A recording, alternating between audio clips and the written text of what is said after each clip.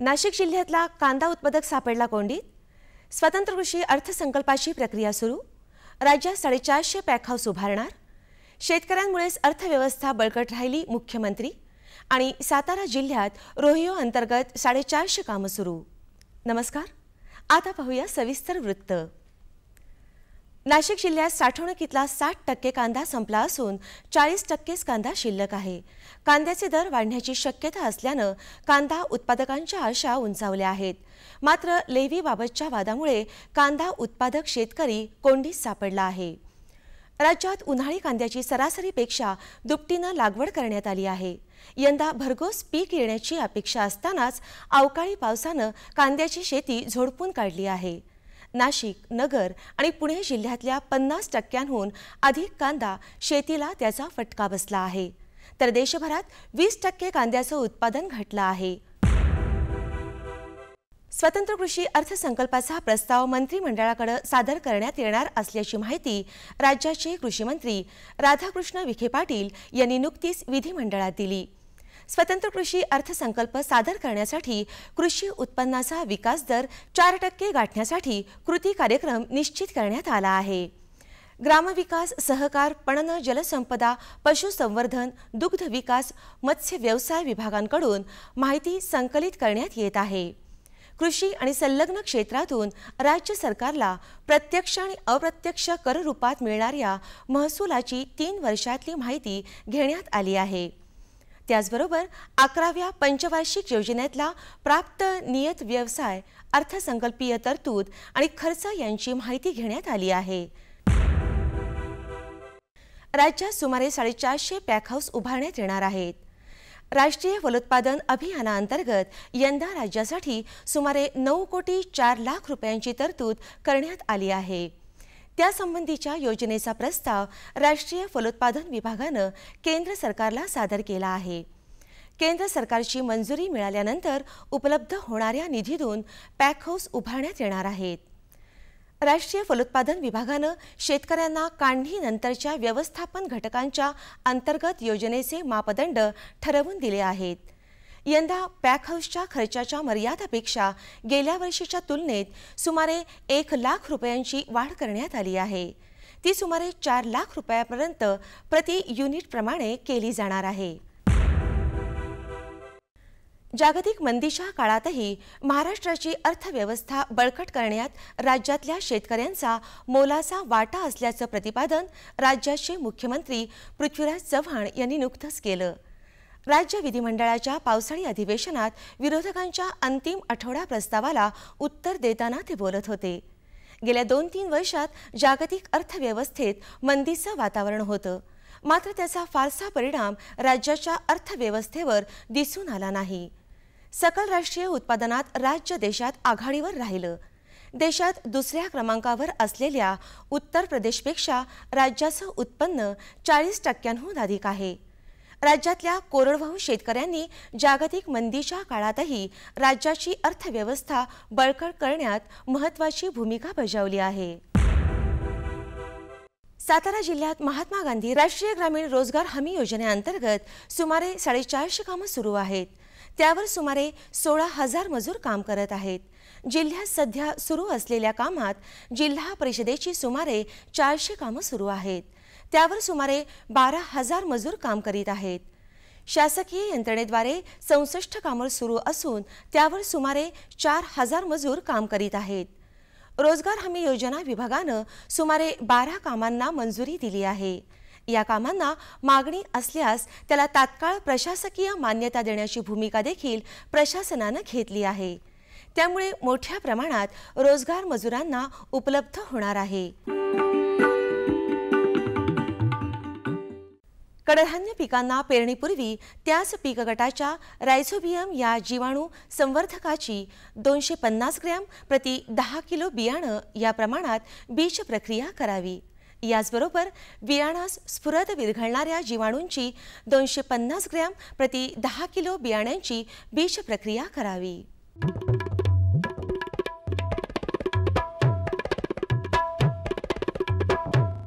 आता बघूया सांगली कृषी उत्पन्न बाजार समितीचे काही बाजारभाव प्रति क्विंटलचे.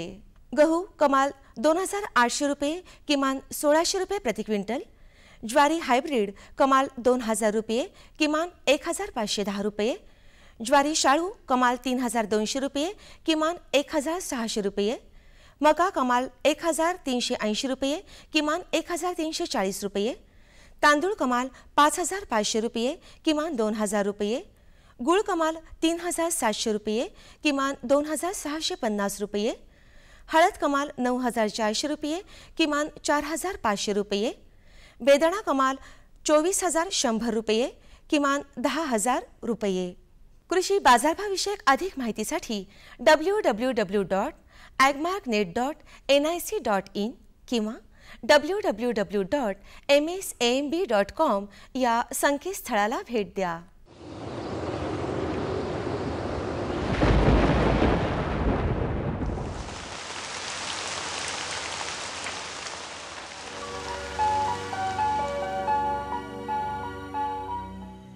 कोकणात बहुतांश ठिकाणी, मध्य महाराष्ट्रात काही ठिकाणी तर मराठवाड्यात तुरळक ठिकाणी मेघगर्जनेसह पाऊस पडण्याची शक्यता आहे. विदर्भात येत्या 48 तासात तुरळक ठिकाणी व त्यानंतर काही ठिकाणी मेघगर्जनेसह पाऊस पडण्याची शक्यता आहे. राज्यातील काही प्रमुख शहरांचे तापमान अंश सेल्सिअसमध्ये पुढील प्रमाणे: मुंबई कमाल 32 अंश सेल्सिअस किमान 26 अंश सेल्सिअस, पुणे कमाल 30 अंश सेल्सिअस किमान 22 अंश सेल्सिअस, नागपूर कमाल 40 अंश सेल्सिअस किमान 30 अंश सेल्सिअस, नाशिक कमाल 34 अंश सेल्सिअस किमान 24 अंश सेल्सिअस, औरंगाबाद कमाल 34 अंश सेल्सिअस किमान 25 अंश सेल्सिअस, कोल्हापूर कमाल 24 अंश सेल्सिअस किमान 22 अंश सेल्सिअस, सांगली कमाल 28 अंश सेल्सिअस किमान 23 अंश सेल्सिअस, सातारा कमाल 27 अंश सेल्सिअस किमान 22 अंश सेल्सिअस आणि सोलापूर कमाल 32 अंश सेल्सिअस आणि किमान 24 अंश सेल्सिअस राहण्याची शक्यता आहे. हवामानविषयक अधिक माहितीसाठी भारतीय हवामान विभागाच्या www.imd.gov.in या संकेतस्थळाला भेट द्या. या होत्या आजच्या कृषी वार्ता. पुन्हा भेटूया पुढील भागात. तोपर्यंत नमस्कार.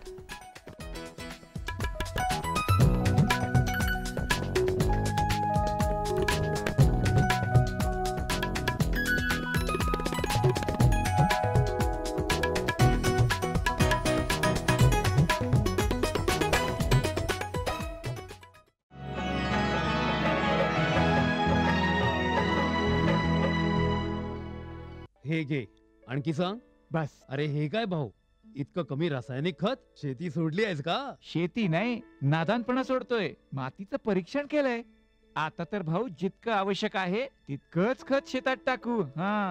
शेतकऱ्यांनो, आजच आपल्या जिल्ह्याजवळच्या भूमी परीक्षण प्रयोगशाळेत मातीचं परीक्षण अवश्य करवा आणि मातीची पोषक तत्व, आर्द्रता व रोपांचा विकास बघता केवळ आवश्यकतेनुसारच पोषक तत्व घाला. आणि हो, मातीतलं गंधक, जस्त, बोरॉन सारख्या पोषक तत्वांविषयीही जाणून घ्या.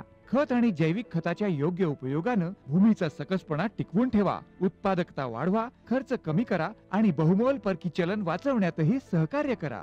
आणि हो, मंद गतीनं नायट्रोजन उपलब्ध करून देणारी खतं जसं कडुलिंबयुक्त युरियाला प्राधान्य द्या आणि युरियाचा पानांवर शिडकाव करा. अरे वा, तू तर खरोखरी समजूतदार झालास रे. आणखी माहितीसाठी संपर्क करा जिल्हा कृषी अधिकारी किंवा शेतकरी कॉल सेंटर.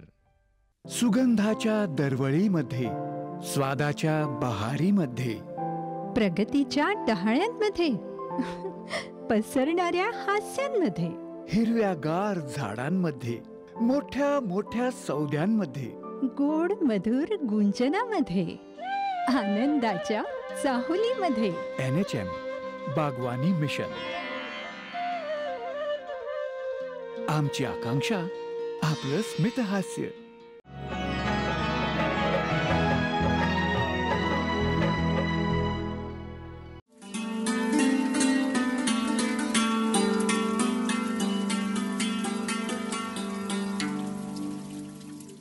पाणी हा जीवनाचा अविभाज्य भाग आहे.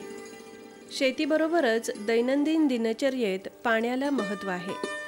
दुष्काळी गावांना पाण्याचा पुरवठा टँकरद्वारे करावा लागतो.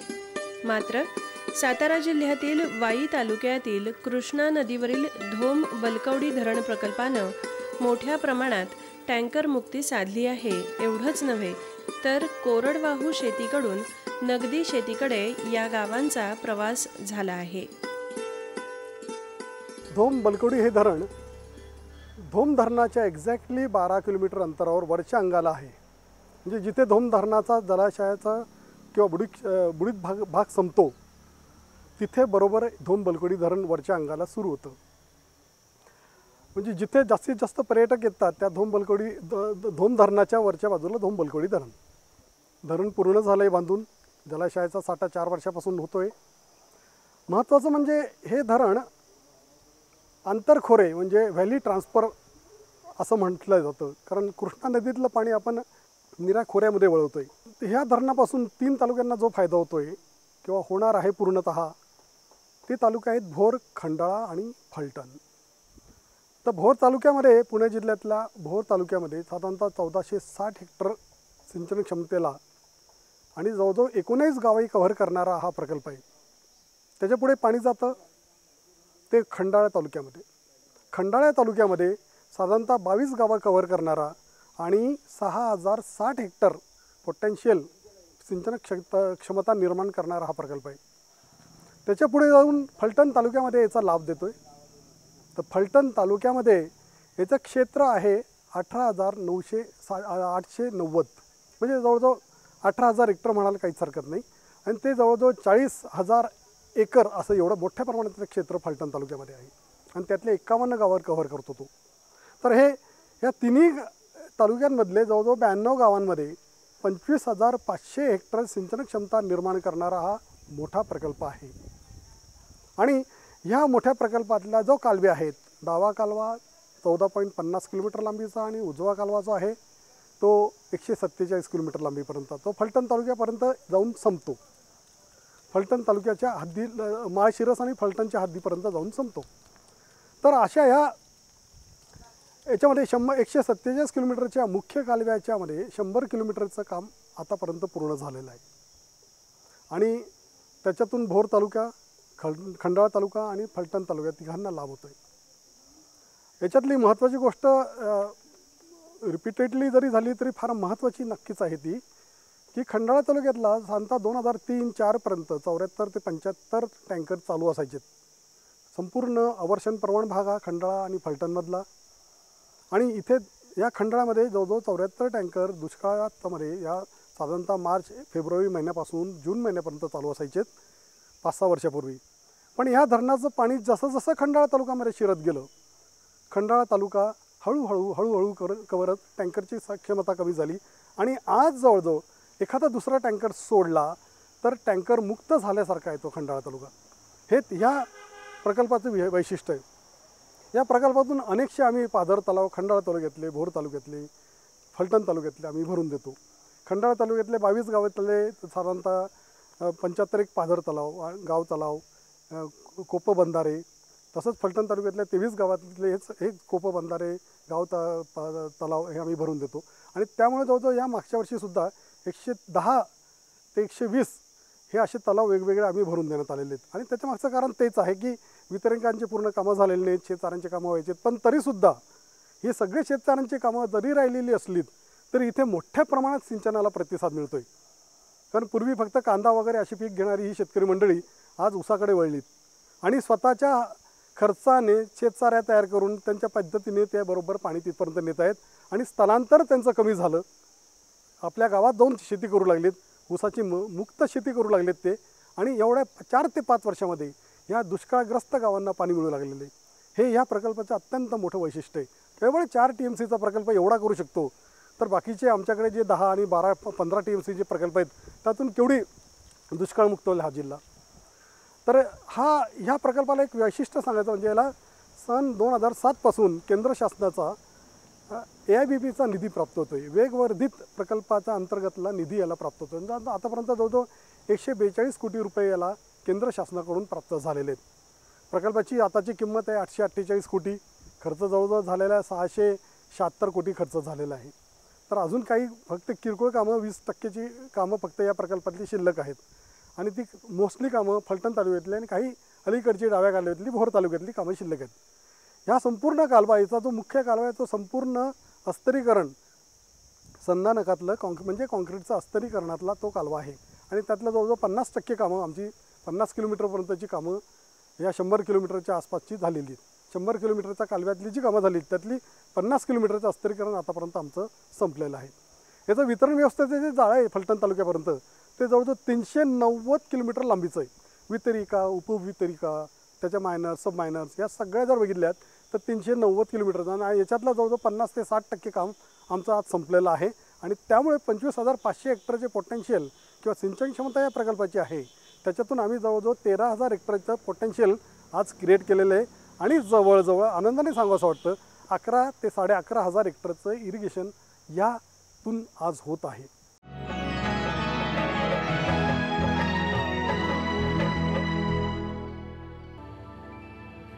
का वसूल करतेस बाबा, करतेस बाबा. तुकाराम, हे तुकाराम, हे शाळेला गेल्या ती. शाळेला गेला? अरे बा नाही सांगायचं तर पटेलाशे बॉल बॅडे. वहिलाला म्या शाळेलाच गेलतो म्हणजे फॉर्म स्कूलला, जिथं शेतकऱ्यांना पिकांचा उपज वाढवायच्या सर्व गोष्टी शिकवल्या जातात. जसं मातीच्या पोतानुसार कोणती खतं योग्य आहेत, कोणती बियाणं आणि गरजेनुसार कोणती कीटकनाशकं उत्तम आहेत. खर्च बेताचा, लाभ मोलाचा. हे धर लाला, तुझं कर्ज फिटलंय.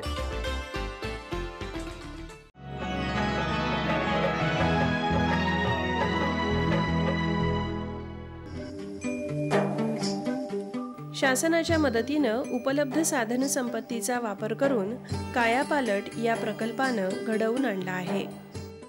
या धरणाचे काम 1996 पासून सुरू झालेले असून या धरणामुळे 4 गावे बाधित झालेली आहेत.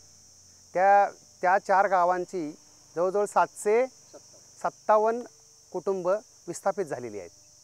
त्या लोकांचं पुनर्वसन आपण फलटण तालुक्यामध्ये 6 गावामध्ये केलेलं आहे. त्या गावांची नावं अशी आहेत: फरांदवाडी, वाठार निंबाळकर, वाखरी, लोणन, जोर, कुरवली आणि ठाकूरकी अशा 6 गावामध्ये यांचं पुनर्वसन करण्यात आलेलं आहे. या प्रकल्पामुळे फलटण, भोर आणि खंडाळा या तालुक्यांना फायदा होणार असून जवळजवळ 18,100 इतके पीक समादेश क्षेत्र या प्रकल्पामुळे ओलिताखाली येणार आहे. आता सध्या परिस्थितीत खंडाळा तालुका 4,800 हेक्टर क्षेत्र आपण ओलिताखाली आणलेलं आहे खंडाळा तालुक्याचं. फलटण तालुक्यात आता आपण सुरुवात केलेली आहे. फलटण तालुक्यात आपण आत्ता 1 TMC पाणी दिलेले आहे. टोटल आपल्या प्रकल्पाचा साठा म्हणजे 4.08 TMC आहे. त्यापैकी आपण 3.96 पाणी वापर आहे. आपला उपयुक्त पाणी साठा 3.96 आहे. आता आपण धरण पूर्ण क्षमतेने अडवत असून 2007 सालापासून या धरणाचा या पाण्याचा उपयोग आपण खालील या तालुक्यांना होत आहे. भोर तालुक्यामध्ये या धरणापासून जवळजवळ 1050 हेक्टर इतके क्षेत्र आपण ओलिताखाली आणलेले आहे. प्रत्यक्ष गावकरी, शेतकरी आणि शासन यांच्या एकत्रित प्रयत्नातून ओसाड माळरानावर हिरवाई फुलते आहे. या प्रकल्पाचं मुख्य वैशिष्ट्य म्हणजे महाराष्ट्र सिंचन पद्धतीचे शेतकऱ्यांकडून व्यवस्थापन कायदा 2005 अंतर्गत पाणी वापर संस्था स्थापन केलेल्या आहेत. प्रकल्पामध्ये एकूण 85 संस्था प्रस्तावित असून 29 संस्था स्थापन झाल्या आहेत आणि त्यापैकी एक कोपर्डे गावातली पाणी वापर संस्था आपण हस्तांतरित देखील केलेली आहे. पाणी वापर संस्थांचं मुख्य कार्य असं आहे की शेतकऱ्यांनी स्वतः ही संस्था सांभाळायची आहे, तिचं देखभाल दुरुस्ती करायची आहे आणि ती पूर्ण यशस्वी कार्यान्वित करायची आहे.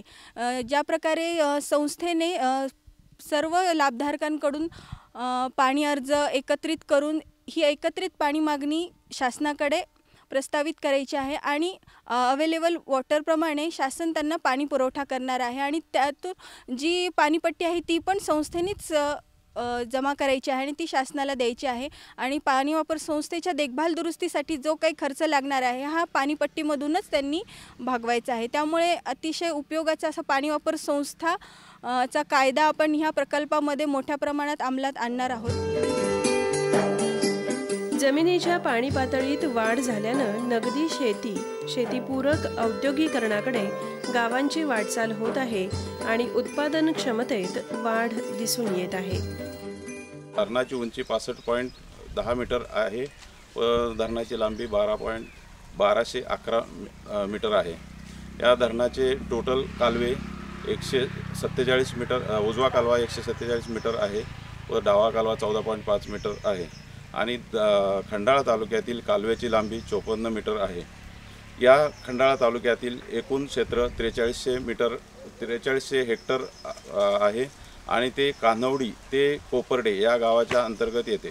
या कार्यक्षेत्रामधील एकूण 52 पाझर तलाव आणि 47 ग्राम तलाव तसेच 30 कोपबंधारे एवढे भरून दिले जातात आणि सध्या इनडायरेक्ट इरिगेशन होत आहे. या प्रकल्पातील पोटचाऱ्यांची कामे, शेताच्या मुखापर्यंत पाणी देण्यासाठी पोटचाऱ्यांची कामे प्रगतीपथावर असून लवकरच शेतकऱ्यांच्या प्रत्यक्ष शेतावर पाण्याचा पाट जाईल अशी व्यवस्था करण्यात येत आहे. या तालुक्यातील पाण्याचे म्हणजे धोम बलकवडी प्रकल्पामुळे पाणी पोचल्यामुळे औद्योगिकरणामध्ये प्रचंड वाढ होत आहे. तसेच जमिनीचे भाव यामध्येही प्रचंड वाढ झालेली आहे आणि या तालुक्यातील शेतकऱ्यांचे शेतजमिनीचे उत्पन्नातही वाढ झालेली आहे. पाण्याअभावी होणारं स्थलांतर या प्रकल्पानं थांबलं आहे. बेरोजगार हातांना काम मिळालं आहे आणि उच्च शिक्षणाच्या वाटाही खुल्या झाल्या आहेत. धोम बलकवडी प्रकल्पाचं पाणी आमच्या शेताला आणि आमच्या गावातील सर्वच लाभार्थी शेतकऱ्यांना मिळण्यापूर्वी अतिशय दुष्काळी परिस्थिती होती. कुठलीही पिकं बारमाही घेता येत नव्हती, बागायती पिकं घेता येत नव्हती. 6 माही किंवा 8 माही पाणी उपलब्ध पावसाच्या जीवावरती जेवढी पिकं होती, मग कोरडवाहू शेती आणि दुष्काळी परिस्थितीत सामना हा अगदी नित्यनियमाने ठरलेला असायचा. अशा प्रसंगी कित्येक पिढ्या या रोजगारासाठी मुंबई पुण्याला शहराकडे धाव घ्यायच्या. त्यांची मुलाबाळांची परिस्थिती अतिशय दयनीय असल्यामुळे त्यांना शिक्षण पूर्ण करता यायचं नाही आणि एकंदरीतच कौटुंबिक परिस्थिती हालाकीची असायची. याच्यावरती परिणामकारक मात करण्यासाठी शेतीची उलाढाल वाढणं गरजेचं होतं, बागायती पिकं घेणं गरजेचं होतं आणि हा बदल, फार मोठ्या प्रमाणावरचा बदल धोम बलकवडीच्या पाण्यामुळं झालेला आहे. आता फार झपाट्यानं परिस्थिती बदललेली आहे. पाणी प्रत्यक्ष धरणातून, नाल्यातून आता लोकांच्या शेतामध्ये पोचलेलं आहे. अलीकडच्या 4-5 वर्षामध्ये त्याच्यामुळं फार मोठ्या प्रमाणावर बदल झाला आहे. पूर्वी कोरडवाहू पिकं घेतली जायची, आत्ता बारमाही बागायती म्हणजे विशेषतः ऊस, फळबाग, केळी आणि नगदी पिकांकडं शेतकऱ्यांचा कल वाढलेला आहे. फळपिकं, टोमॅटो, भेंडी, आलं यासारखी पिकांचं लोकांनी आता लागण सुरू केली आहे. प्रत्यक्ष त्याचा फायदा मिळायला लागलेला आहे. सातत्यानं प्रयत्नशील राहिल्यानं सर्वांच्या सहभागातून अवर्षणग्रस्त उजाड माळरानावरही नंदनवन बहरू शकतं, हेच या प्रकल्पानं दाखवून दिलं आहे.